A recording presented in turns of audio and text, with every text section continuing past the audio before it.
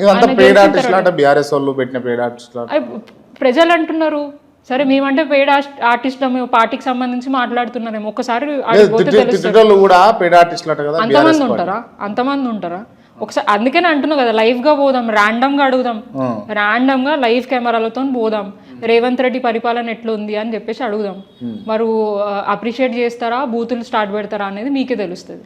ఇప్పుడు మాకు కూడా ఒక ముఖ్యమంత్రిని ఇన్సల్ట్ చేసి మాట్లాడాలన్న ఇంటెన్షనే లేదు, కానీ అది ఇంటెన్షన్ లేదు, ఆయన కల్పిస్తున్నాడు.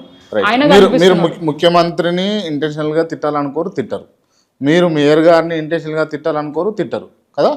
ఖచ్చితంగా మేము ఏమంటారు మా నోరు జారలే కదా. జారింది ఎవరు?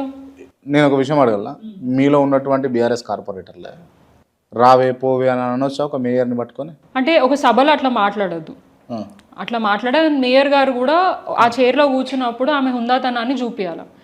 ఇప్పుడు సాధారణంగా మేము మైక్ ముందు మాట్లాడేటప్పుడు ఇట్లా ఇట్లా అనుకుంటా మాట్లాడతాం, ఆ వ్యక్తి ఈ వ్యక్తి అని అంటాం.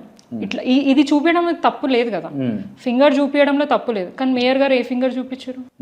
దానికి ఏమంటారు మరి? అట్లా చూపించచ్చా మేయర్ గారు? పొరపాటున పెట్టారు, కావాలని పెట్టలేదు కదా. మీరు ఆమె యాక్షన్స్ చూడండి, ఆమె ఐ కాంటాక్ట్ చూడండి, ఇట్లా చూస్తుంది కాంగ్రెస్ వాళ్ళ వైపు నవ్వుతుంది, కన్ను కొడుతుంది, ఇమీడియట్ గా డోంట్ షో యర్ ఫింగర్ ఇట్లా చూపిస్తున్నప్పుడు ఇదే చూపించచ్చు కదా. మరి ఇమీడియట్ గా ఎందుకు చేంజ్ చేసింది ఆమె ఫింగర్? అప్పుడు మేము చూడలే, యాక్చువల్ గా చెప్పాలంటే ఆ టైంలో మేము చూడలే. కానీ ఆమె ఎప్పుడు చూసినా మమ్మల్ని ఎందుకు కంట్రోల్ చేయాలా?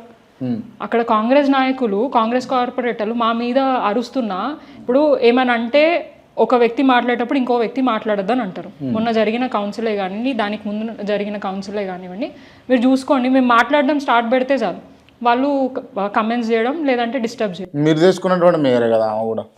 అదే కదా మేము చేసుకున్న పాపం. మీరు చేసుకున్న పాపమే డెఫినెట్ గా. మేము ఎక్స్పెక్ట్ చేయలేదు ఆమె అట్లా చేసేదని. నిన్నటి దాకా బీఆర్ఎస్ పాట వాడింది, పొద్దున్న లేస్తే ఆమె కాంగ్రెస్ కండువా కప్పుకుంది. ఏమనంటే అభివృద్ధి కోసం అన్నది. మరి ఆమె అభివృద్ధి చెందిందా, తెలంగాణ జిహెచ్ఎంసీలో ఉన్న ప్రజలు అభివృద్ధి చెందిన అనేది క్లారిటీ లేదు.